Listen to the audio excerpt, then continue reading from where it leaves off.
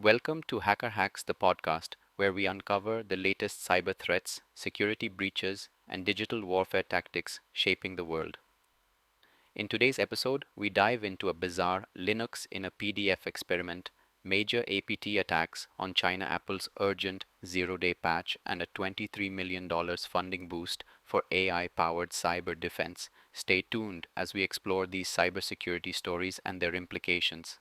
A high school student created Linux PDF, an interactive PDF that runs a Linux kernel within a web browser using a RISC-V emulator compiled into JavaScript.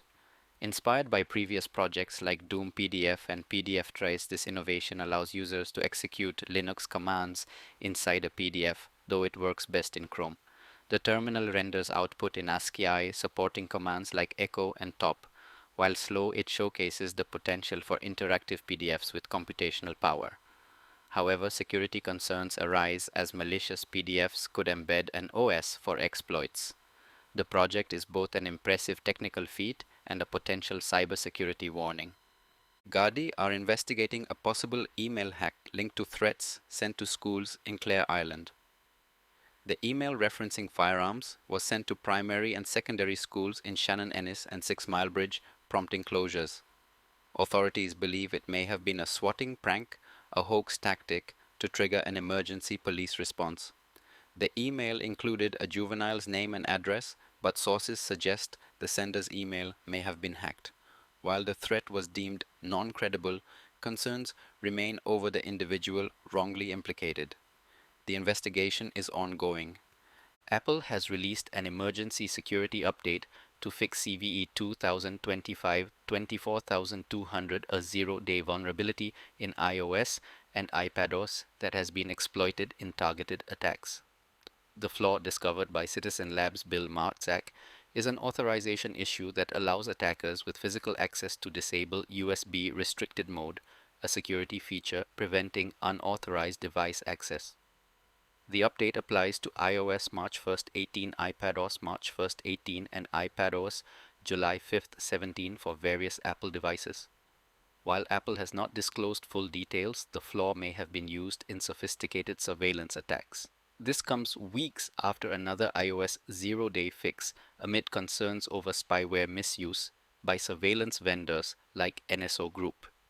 BBC presenter Nick Robinson's X, formerly Twitter account, was hacked to promote a fake cryptocurrency called Dollar Today on Solana. Robinson, locked out of his account since Monday night, joked about the incident on BBC Radio 4's Today Show, calling it entertaining nonsense. His co-host, Amal Rajan, humorously linked the hack to Robinson's criticism of Elon Musk, who previously claimed the BBC receives funding from USAID, an assertion Robinson refuted.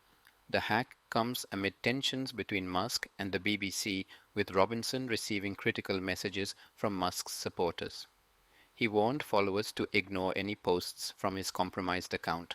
Cybersecurity experts fear that Elon Musk's Department of Government Efficiency, a task force created by an executive order under former US President Donald Trump, may threaten the work of the National Institute of Standards and Technology. NIST is responsible for developing encryption standards, including those resistant to quantum computing threats. Concerns arise that Musk's efficiency drive could lead to the loss or compromise of vital NIST documents, endangering efforts to secure data against future quantum attacks.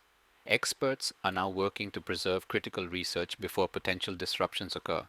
The U.S. Cybersecurity and Infrastructure Security Agency has placed 17 election security staffers on administrative leave, raising concerns about support for state and local election offices ahead of the 2024 election.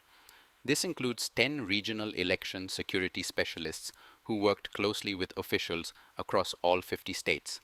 The review reportedly focuses on efforts to counter foreign election interference and misinformation. The move follows criticism from Republicans, with Trump's new Homeland Security Secretary Kristi Noem stating that CISA had strayed far off mission. Despite the shakeup, CISA assures that cybersecurity and physical security services for election offices remain available. Indian Bank, in collaboration with IIT Madras, will host a cybersecurity and fintech hackathon in April. Part of a broader public sector banks hackathon series under the Indian Banks Association advisory, the event will focus on endpoint security fraud prevention and advanced fraud detection mechanisms. Open to students and scholars, the hackathon aims to foster innovation in financial security. A memorandum of understanding was signed between Vinaya Bhusan Dixit, Indian Bank, and Manu Santanam, IETM. The initiative aligns with efforts to strengthen cybersecurity in banking. Kopal officials stressed the importance of cybersecurity awareness during a Safer Internet Day workshop. Additional Deputy Commissioner Sid Rameshwar highlighted the risks of cybercrime, urging responsible Internet use. CPI Mahantesh Sajan, CN, warned that cybercriminals exploit human emotions like temptation and fear through scam messages, fake KYC updates, and fraudulent ATM card warnings. He advised against sharing OTPs, Aadhaar PAN, or bank details and cautioned against clicking unknown links or engaging with suspicious calls. Victims of cybercrime were urged to report incidents via the 24/7's helpline 1930. The event was attended by officials from multiple departments. Researcher Johan Reiberger demonstrated a new prompt injection attack on Google Gemini, allowing hackers to corrupt long-term memory. The attack works by injecting hidden instructions into untrusted documents summarized by Gemini. When users respond with trigger words, for example, yes or no, Gemini mistakenly saves false memories which persist across sessions. This technique, called delayed tool invocation, bypasses Google's defenses by conditioning actions on user inputs. Google downplayed the risk, citing low probability and impact, though Rehberger warned it could alter AI behavior or spread misinformation. The OpenSSL project patched CVE 2024 12797, a high severity vulnerability discovered by Apple, marking the first such issue in 2 years.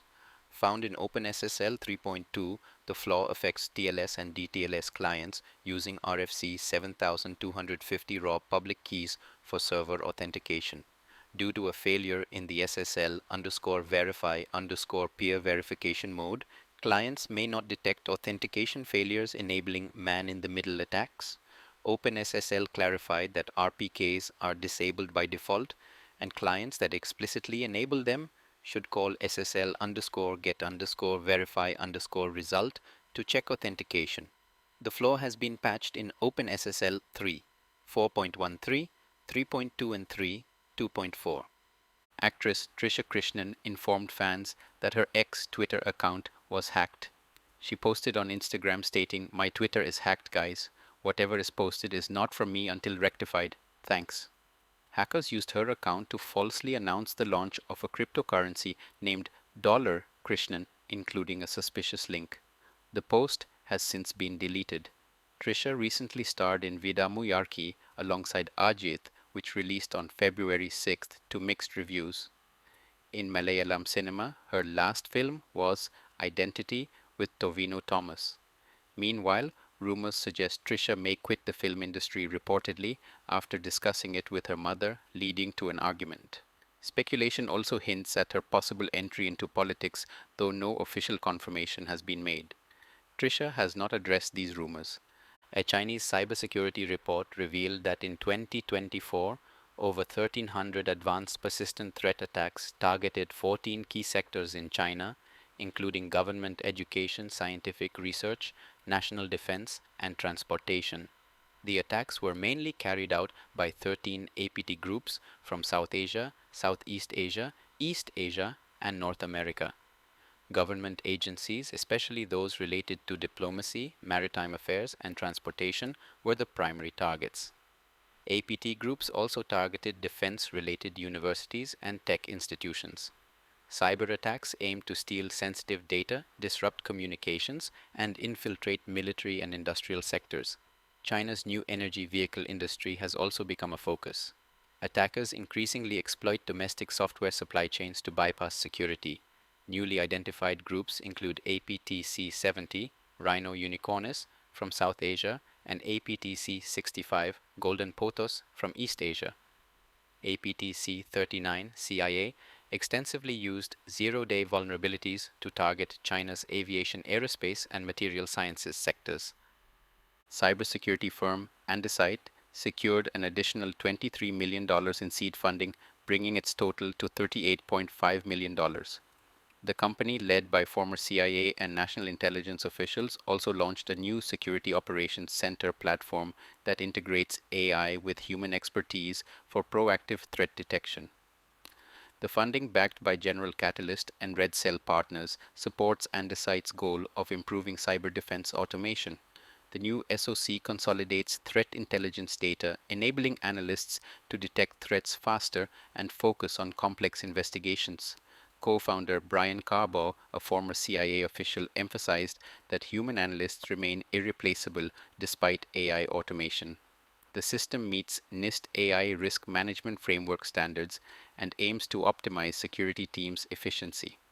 Board member Chris Inglis, former U.S. National Cyber Director, supports the firm's vision of AI human collaboration in cybersecurity. That's a wrap on this episode of Hacker Hacks. From Linux PDFs to AI driven cyber defense, the cybersecurity landscape keeps evolving. Follow us for the latest updates, stay cyber aware, and never stop questioning digital security. See you next time.